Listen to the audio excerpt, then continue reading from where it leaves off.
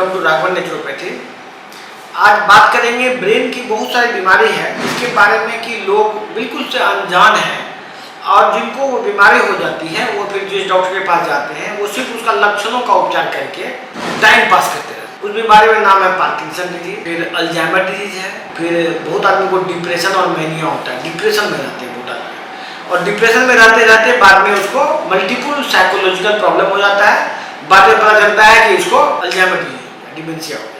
वैसे ही बहुत सारे लोग डिप्रेशन में शुरू में रहते हैं, धीरे धीरे उसको पार्किंसन डिजीज हो जाता है। तो ये जो ब्रेन की बीमारी है, आप देखिए ये ब्रेन है, उसमें अंदर में ब्रेन के अंदर में बहुत सारा स्ट्रक्चर है। देखिए ब्रेन के अंदर में बहुत सारा स्ट्रक्चर है।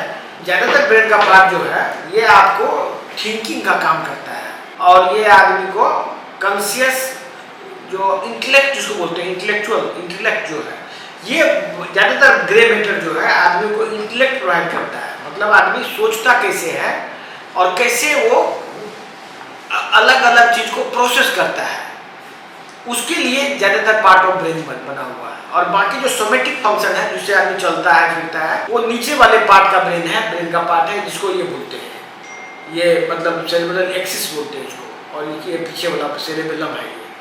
ये जो है ये वाला पार्ट जो है ये सेरेबेलम है। देखिए सेरेबेलम मतलब जो मूवमेंट वगैरह कंट्रोल करता है। तो ये सब में बीमारी बाद में आती है। पहले आदमी का जो बड़ा ब्रेन है जिससे कि आदमी सोचता है और अपने आप को इंटेलेक्चुअल फंक्शन को करता है, उसमें प्रॉब्लम आता है। बहुत लंबे समय तक आदमी को किसी न किसी चीज़ से एलर्जी होती है। ये एलर्जी शुरू होता है पेट से। पेट में गट ब्रेन एक्सिस होता है। गट और ब्रेन, गट मतलब इंटेस्टाइन और ब्रेन का एक्सिस है। और गट में जो बैक्टीरिया, अलग अलग टाइप का बैक्टीरिया है, वो अलग अलग टाइप का हार्मोन बनाता है जिससे आदमी का सुख और दुख होता है। आदमी खुशी होता है, आदमी दुखी होता है। ये डिपेंड करता है आपके पेट के बैक्टीरिया के पॉपुलेशन पे। किस तरह का बैक्टीरिया आपके पेट में पल रहा है उसके आधार पे आदमी को सुख और दुख का अनुभव होता है। लेकिन हो क्या रहा है, इस पर कोई इलाज पे उस तरह से कोई इलाज नहीं हो रहा है जिससे आदमी ठीक हो। ये जो मैं बात बोल रहा हूँ ये एलोपैथी की बुक्स में लिखा हुआ है। जो लोग न्यूरोलॉजिस्ट जिसके पास आप जाते हैं उसको भी ये इंफॉर्मेशन है, लेकिन ये इंफॉर्मेशन का वो कुछ नहीं करना चाहते, क्योंकि इस आधार पर यदि आप इलाज कराएंगे तो आपका बीमारी जड़ से खत्म हो सकता है।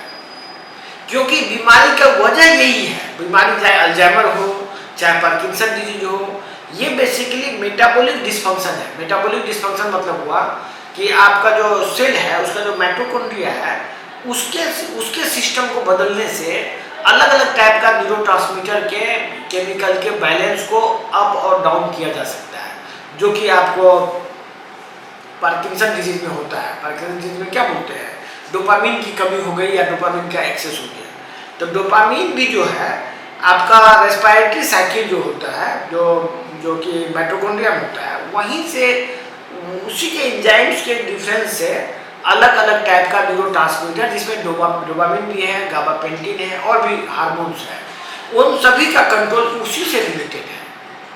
तो हम आप लोगों से ये बात बताना चाहते हैं कि ये न्यूरोलॉजी का जितना भी बीमारी है उसका मेटाबॉलिक उपचार खोज लिया गया है। ये मेटाबॉलिक उपचार नेचुरोपैथी पर आधारित है और जो इससे बीमारी जड़ से ठीक हो सकता है।